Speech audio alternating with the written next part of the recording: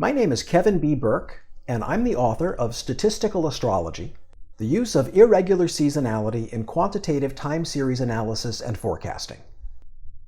In this video, I'll try to answer the question, is astrology a science? This question's never been answered properly because while there's a reasonable level of agreement around the definition of what science is, there's no clear definition of what astrology is. Virtually everyone in the world has some idea of what astrology does, but collectively we're like the blind men and the elephant. We've each got a piece of the puzzle, but no one sees the bigger picture.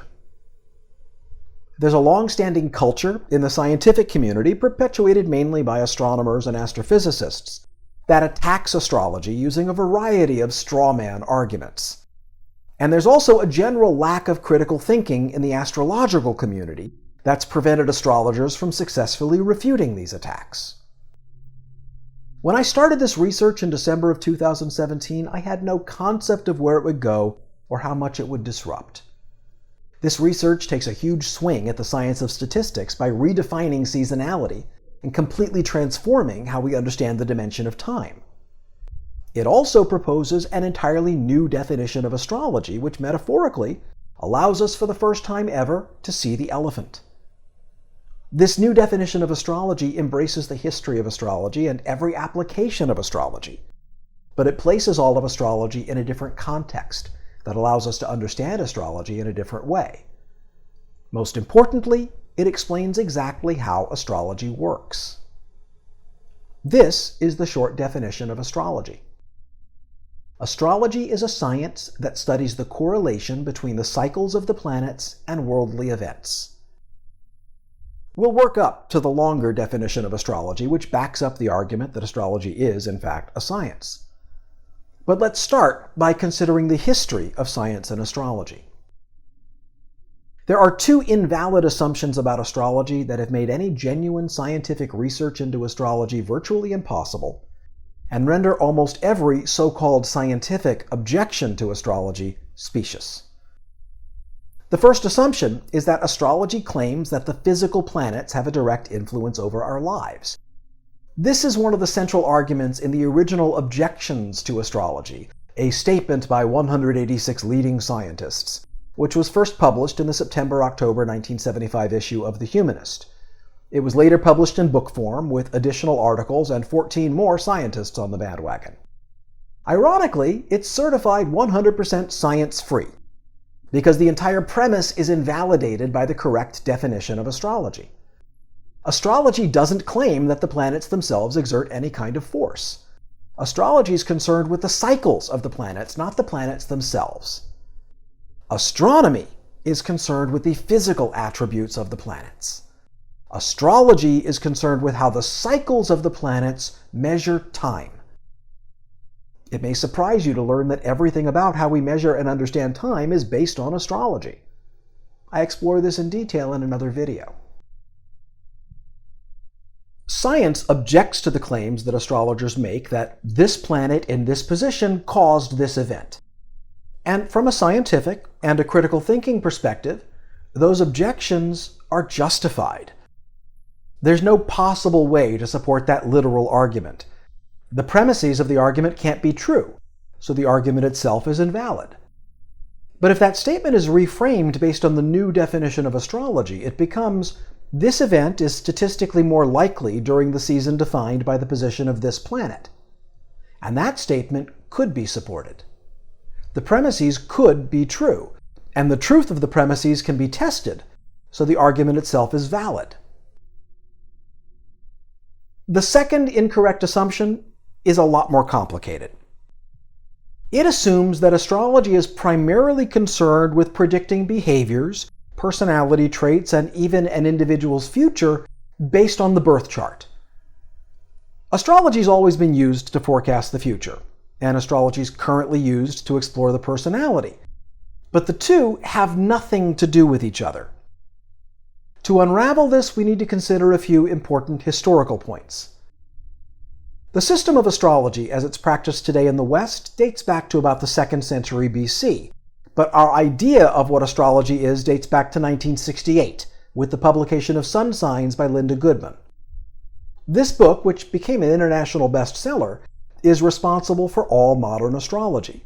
It set off a nationwide astrology fad and resulted in the popular and incorrect belief that your sun sign alone tells you about your personality, who you're compatible with, and what your future will be. For thousands of years, astrology was used to forecast the future and answer important questions about life. Astrology was used for medical diagnosis.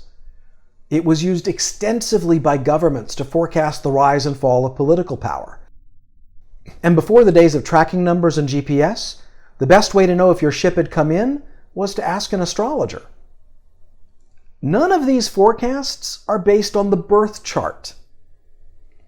The idea that astrology can tell you about your personality has only been around for about 100 years, because the personality itself has only been around for about 100 years.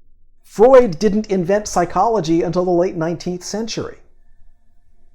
These popular misconceptions about astrology have influenced every scientific astrological study, and they've resulted in fatally and fundamentally flawed methodologies. The best known of these flawed experiments was run by Sean Carlson, published in 1985 in the scientific journal Nature. The title was a double-blind test of astrology, and the conclusion was it failed. The methodology involved seeing whether 26 astrologers could correctly match a 6-page astrological interpretation with the corresponding CPI psychological profile. There are too many flaws in this methodology to list. It was loudly criticized by the psychological community for faulty assumptions and invalid application of the personality tests. But what's even more serious is that the study does not evaluate the variable it claims to evaluate. The variable being tested is not astrology. The variable being tested is the quality of the 6-page astrology interpretation for each subject. The false assumption is that a written interpretation of a natal chart is a valid proxy for astrology itself. It is not. This flawed methodology has been used repeatedly to disprove astrology in many other experiments, scientific or otherwise. A slightly more valid methodology would be to give the astrologers copies of the actual birth charts and see if they could match the birth chart itself to the personality assessment. But even that study would only evaluate the relative skill of the astrologers, not astrology itself. Let's contrast this travesty of a study with a quick look at the research conducted by Michel Gauquelin, which began in the 1950s. Gauquelin was the first person to apply rigorous statistical methodology to astrological research. His most significant discovery is known as the Mars effect. Gauquelin demonstrated that the planet Mars is significantly more likely to be rising or culminating in the natal charts of professional athletes. Even though the results have been replicated many times with many different data sets, the study remains controversial.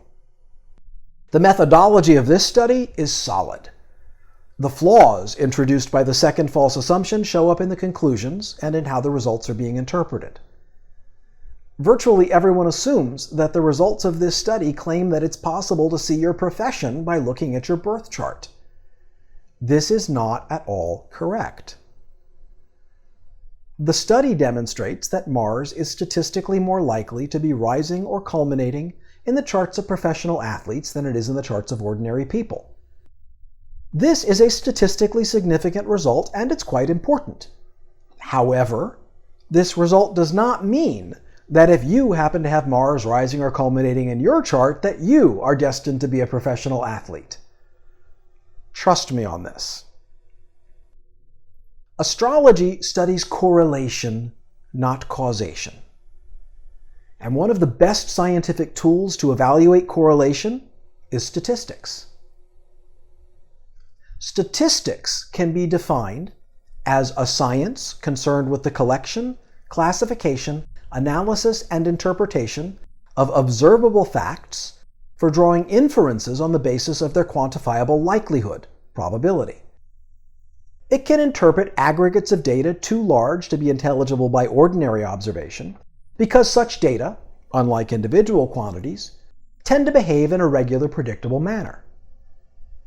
It employs probability theory for deducing, inferring, the properties of a population from analysis of the properties of a data sample drawn from it.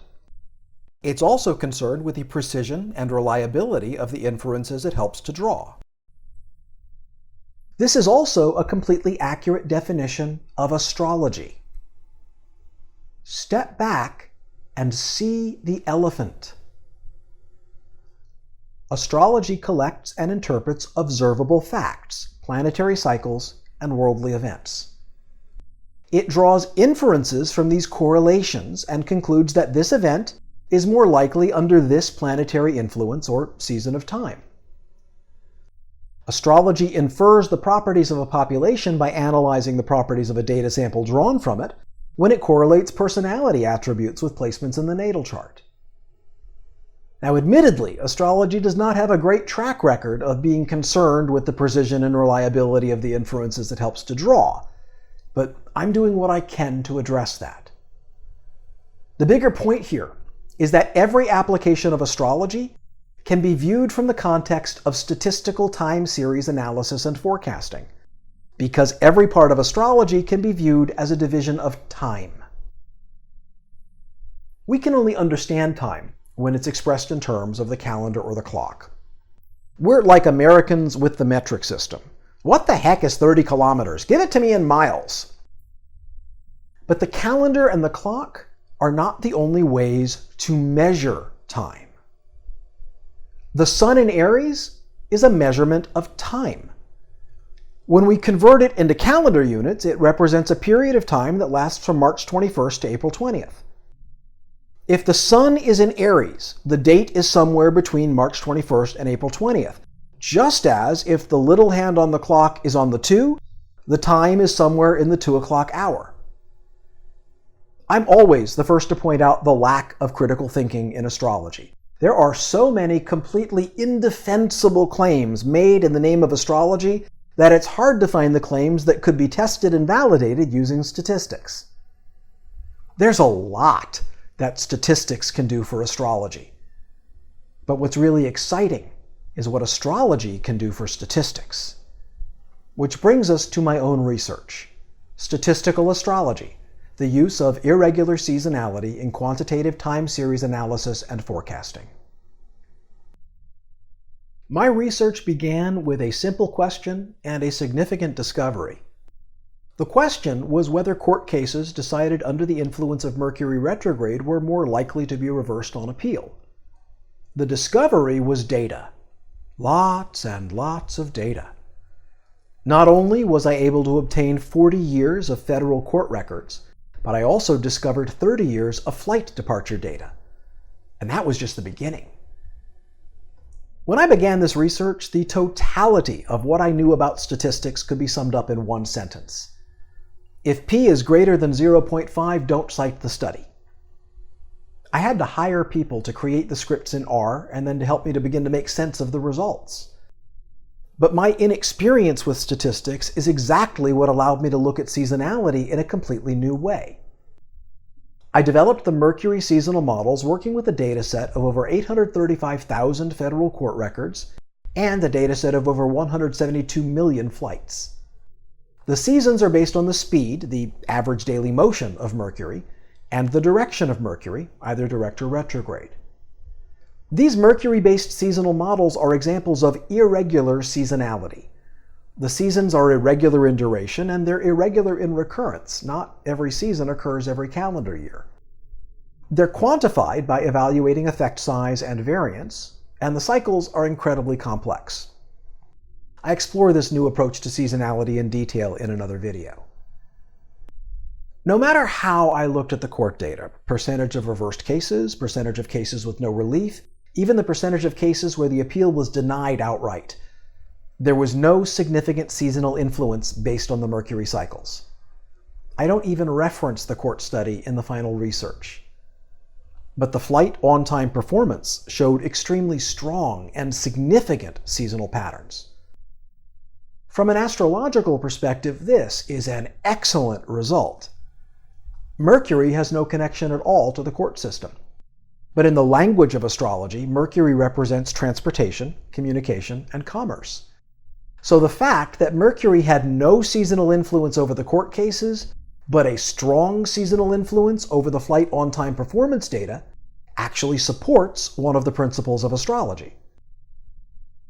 Driven by a new addiction to data, I was able to obtain on-time performance data for Amtrak trains, and thanks to a flurry of Freedom of Information requests, I was also able to obtain 6 years of on-time performance data of public transportation from 5 major metropolitan areas.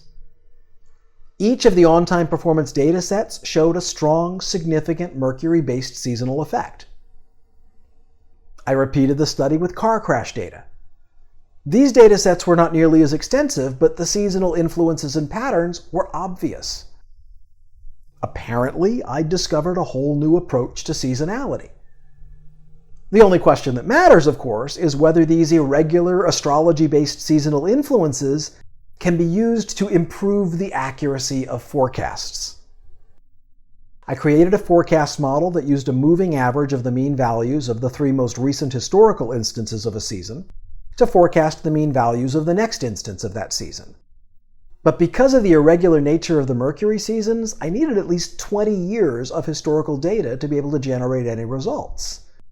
And for the forecast study to be significant enough to prove the methodology, I'd need to consider at least 15 to 20 years of forecasts. So I needed a data set with at least 35 years of daily aggregated data, 20 years to be able to generate the forecasts, and a minimum of 15 years to test the forecasts and evaluate the accuracy.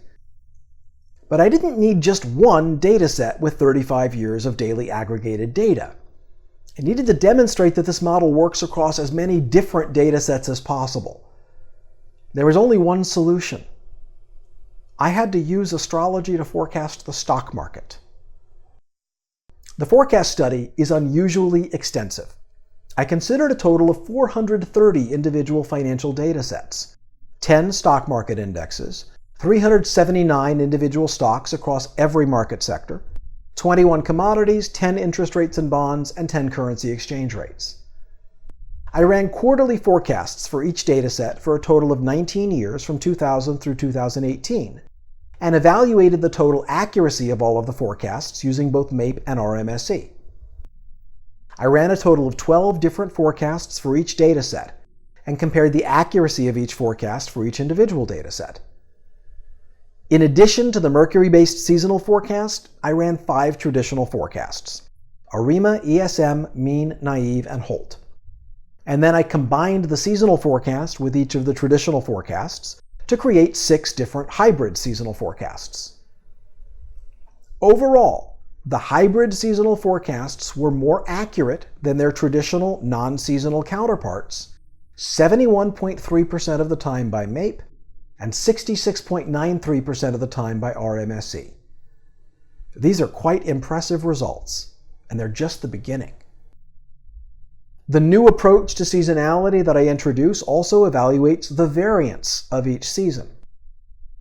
The lower the variance of a season for a particular data set, the greater value that season's expected to have in forecasting for that data set. Now, the only way to incorporate the irregular seasonal influences in a forecast is to generate a forecast using only the seasonal signal, then generate a second forecast using a more traditional method, and finally combine the two to create a hybrid seasonal forecast. But the really exciting part is that you don't have to include the whole seasonal forecast. You can analyze the seasonal variance for the data set, identify the seasons with the greatest forecast value for that data set, and incorporate only those seasons in the forecast, leaving the rest of the forecast unchanged. I call this targeted seasonality. I reran the entire forecast study considering only the accuracy of the targeted seasons for each data set. When considering the targeted seasonality, the hybrid seasonal forecasts were more accurate than their non-seasonal traditional counterparts, more than 77% of the time for both MAPE and RMSE. These are impressive and exciting results, but probably not the way you think. This does not in any way suggest you can use this model to manage your investments or beat the stock market. What this study suggests is that astrology represents a new frontier in statistical time series analysis and forecasting. The potential applications of the Mercury-based seasonal models in my study are extensive. They may not have practical value in forecasting the stock market, where a single tweet can tank the market, but they have clear practical value in business forecasting. The presence of the seasonal patterns in the car crash data could transform the actuarial side of auto insurance, giving insurance companies the ability to identify specific periods of time when they can expect an increase in claims. And these Mercury seasonal models are only one example of astrology-based seasonality. There are literally hundreds of different ways that astrology can be used to measure time. It's not a perfect metaphor, but what I've developed is a microscope for time. When you view a drop of water through the lenses of a microscope, you can see a world of single-cell organisms that are otherwise invisible. When you view time series data through these astrology-based lenses, you can see patterns and cycles that are otherwise invisible. And those hidden patterns and cycles can be leveraged to improve the accuracy of time series forecasts. This research is the first example of a new branch of astrology I've created that I call statistical astrology. The original question, is astrology a science, may never be answered. But the answer to the question, is statistical astrology a science, is a resounding yes.